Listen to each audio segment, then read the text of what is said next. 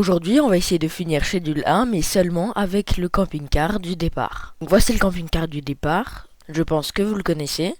Et du coup, ce qu'on va faire, premièrement, c'est de prendre tout ça. Avec tout ça, on va pouvoir faire 20 sachets qu'on va vendre pour se faire déjà un peu d'argent.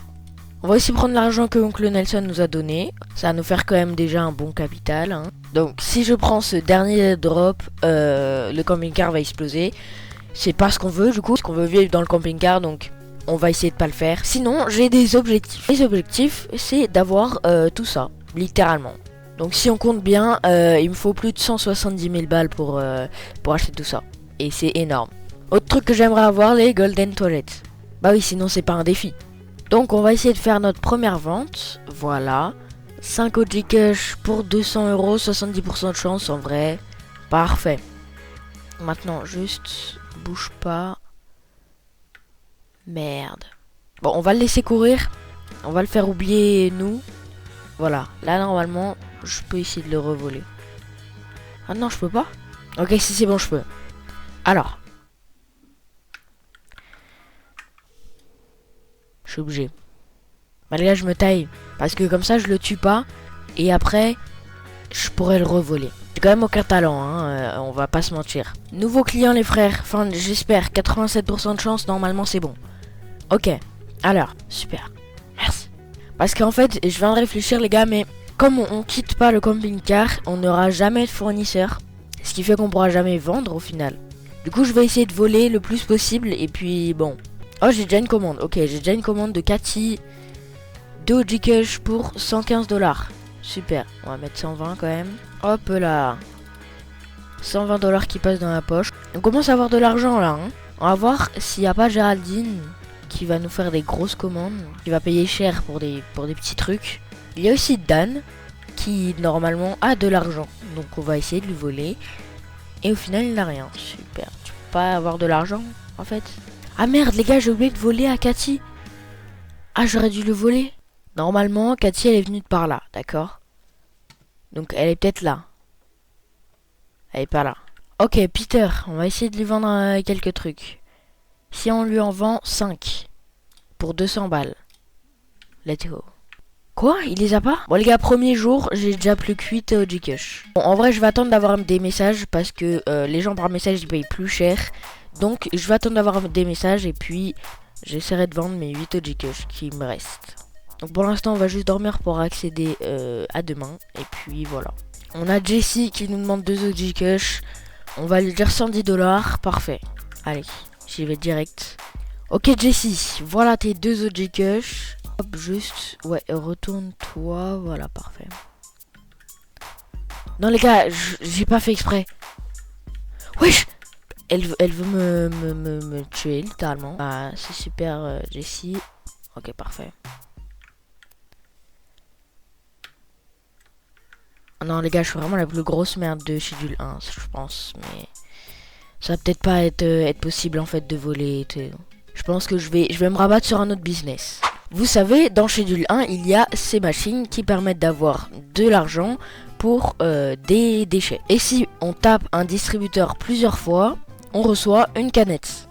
Et si on boit cette canette, ça nous fait un déchet qu'on peut du coup mettre dans cette machine et qui va nous donner 2 €. C'est assez peu certes, mais comme on ne paye pas la canette, c'est hyper rentable et donc je pense que c'est le prochain business dans lequel je vais me lancer.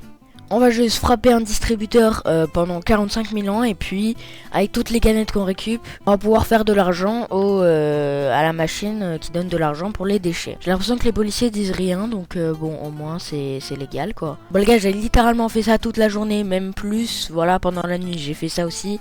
Et du coup maintenant j'ai beaucoup de canettes. Donc je vais les boire. Alors oui, j'ai juste dormi entre temps, mais ça on va pas le dire. Et du coup directement, si on en boit une comme ça, bah ça se jette directement dans le trash quoi. Dans le trash for cash. Tu me casses les couilles, en fait. On est en fin de journée du coup, enfin dans le jeu, et j'ai fini, voilà c'est quand même bien rempli. Et voyons voir combien on gagne. Normalement on doit gagner, ok, 240 $, c'est parfait. Bon, c'est pas énorme non plus, hein, vu le temps que j'ai passé, c'est bon. Ça va être chiant quand même, hein. Franchement, je le refais 10 fois, et puis après, on pourra aller au casino. Bon les gars, du coup j'ai fait ça 10 fois, maintenant j'ai pas mal d'argent. Donc premièrement, pendant cette journée, je vais juste le faire une dernière fois, histoire d'avoir les 5000 balles. Donc voilà, c'est fait, j'ai les 5000 balles.